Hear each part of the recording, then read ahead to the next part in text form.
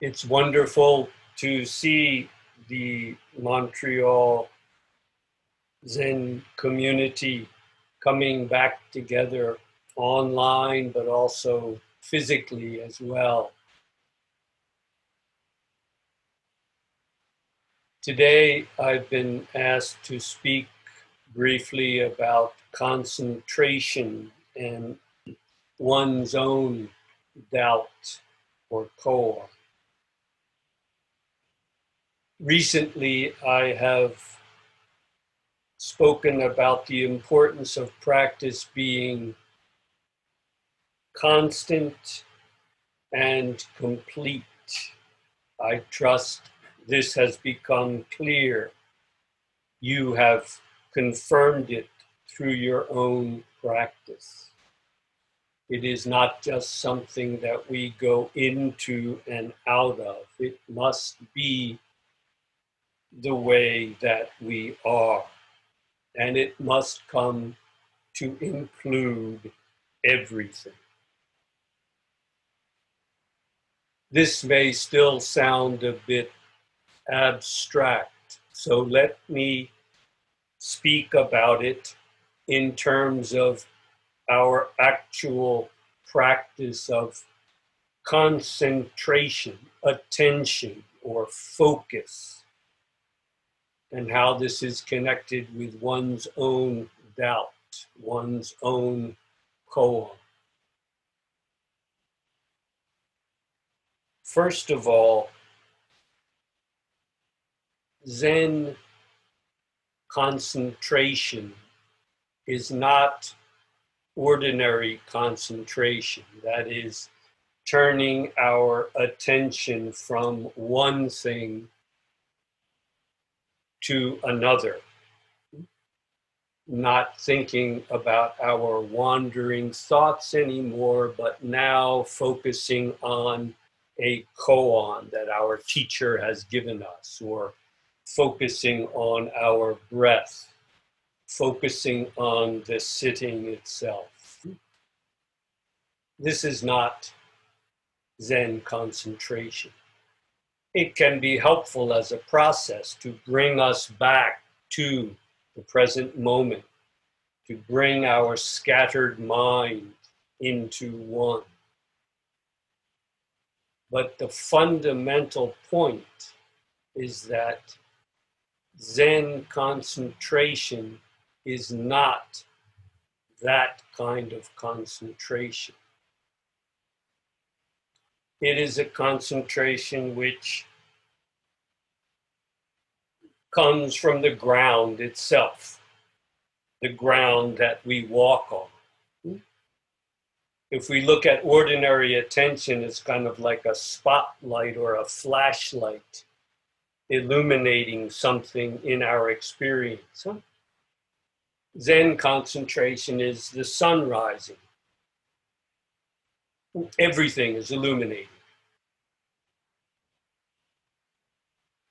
It's all clear.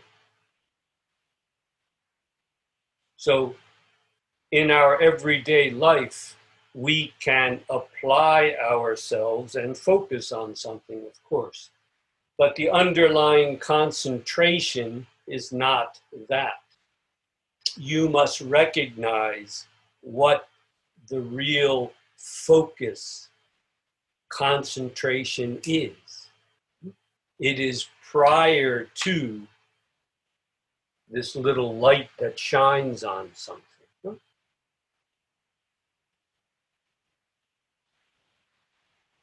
The second point to make clear is that this concentration is not just a mental activity. It is something that has to be total, embodied.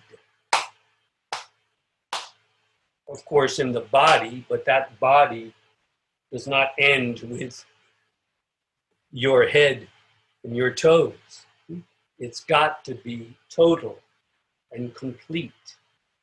It's not just something that we do, a self-conscious moving of our attention in our mind towards something. It is embodied. There is even room for our own doubt. When that concentration is total, this is where a koan naturally comes into play. For example, what remains? If that concentration is total, what remains to be seen? Or the other side, what is lacking? If this concentration is truly total, what is lacking? That is, what is missing? Is there something that you still need? Again, these are just two simple ways of allowing that concentration to reach its culmination.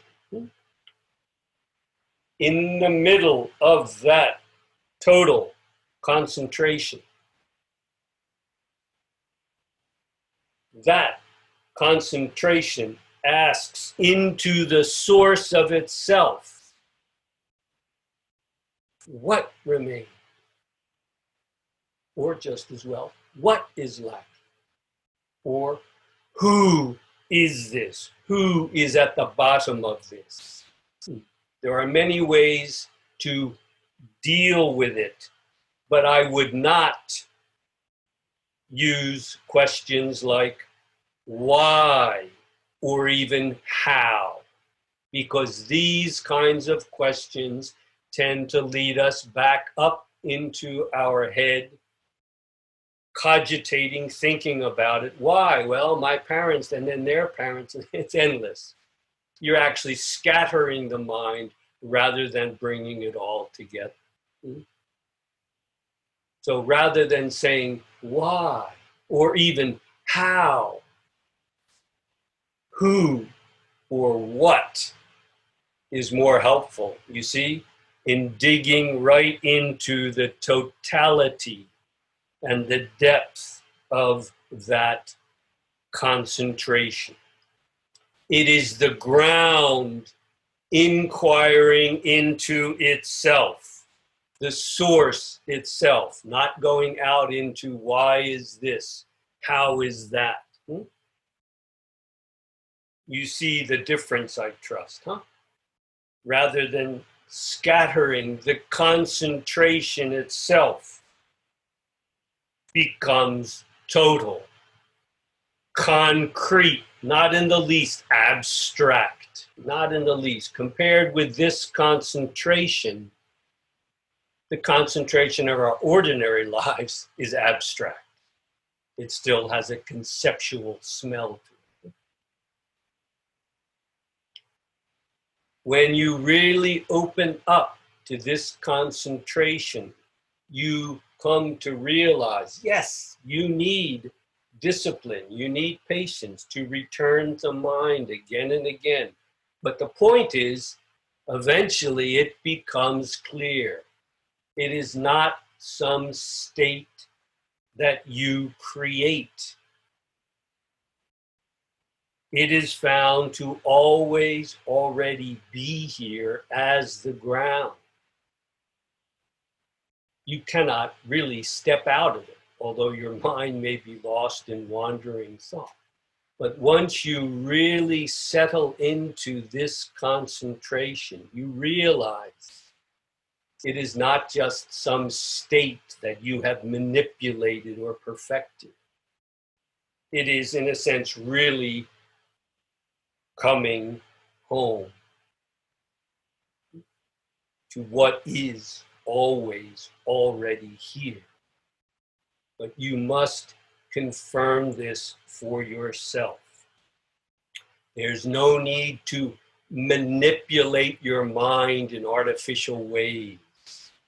Of course, we talk about having the body in a certain posture, breathing in a certain way, and a certain mental attitude. But all of this is simply helpful in allowing that concentration to be what it really is, total and complete, without manipulation. Yes, proper guidance is very, very helpful to see where you may be going astray, deluding yourself. But the essential work must be done by each and every one of us. When this concentration reaches its culmination, so to speak, it dissolves. In dissolving, how to say it, the concentration becomes, is found to be the boundless universe. There's nothing to concentrate on. Concentration is total. It's also completely gone without a trace. That is the concentration of Zen. I urge you to confirm it for yourself. Precisely here is where true creativity arises from. Not the creativity, so-called, of manipulating our little mental activities in a new way. That's not creativity at all. But that concentration, not being one single thing, returning to everything, that is creativity. Inseparable, as you. This is also the ground of true compassion, of true love. Because this concentration is not separate from the other. It is the ground of the other, just as much as it is the ground of you.